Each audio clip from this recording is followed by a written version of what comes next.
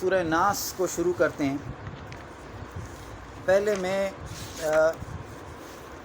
General اس کی شرح کر دوں گا اور آخر میں کچھ احادیث جو سورہ ناس اور سورہ فلق کے ساتھ دونوں کو شامل ہیں، پھر وہ احادیث کچھ اکٹھی سن لیں گے، پڑھ لیں گے تاکہ اور زیادہ سمجھ آ جائے۔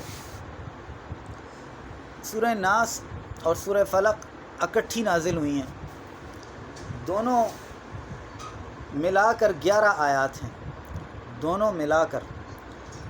تو 5 آیات جو تھیں وہ سورہ فلق کی تھیں، 6 آیات جو ہیں وہ سورہ ناس کی ہیں۔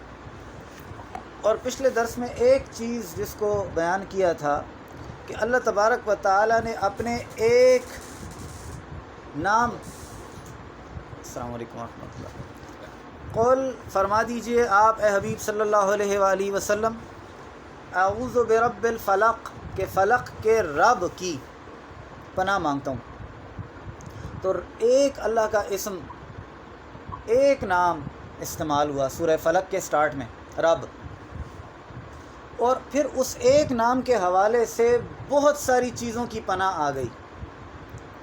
من شر ما خلق، جو کچھ بھی بنایا ہے، ہر چیز کے شر سے، جو کچھ بھی بنایا ہے ہر چیز کے شر سے، جس چیز میں جس طرح کا شر ہے ہر اس چیز کے شر سے۔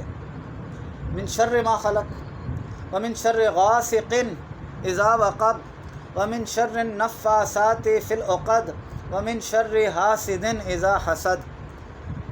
تو ایک اسم اللہ کا استعمال ہوا رب، اور پھر سارے شروں کا ذکر کیا کہ ان سے بھی پناہ مانگ، ان شر سے بھی، اس شر سے بھی تیری پناہ مانگتا ہوں، اس شر سے بھی۔ سورہ ناس کے سٹارٹ میں معاملہ تھوڑا سا جدا ہوا۔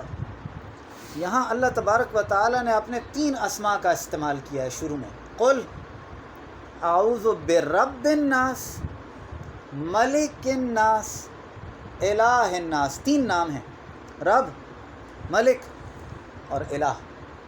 وہاں صرف رب تھا، ادھر 3 نام ہیں۔ ادھر ایک نام کے وسیلے سے باقی سارے شروں سے پناہ مانگی ہے، ادھر 3 ناموں کا وسیلہ آیا ہے، پناہ ایک سے مانگیں گے۔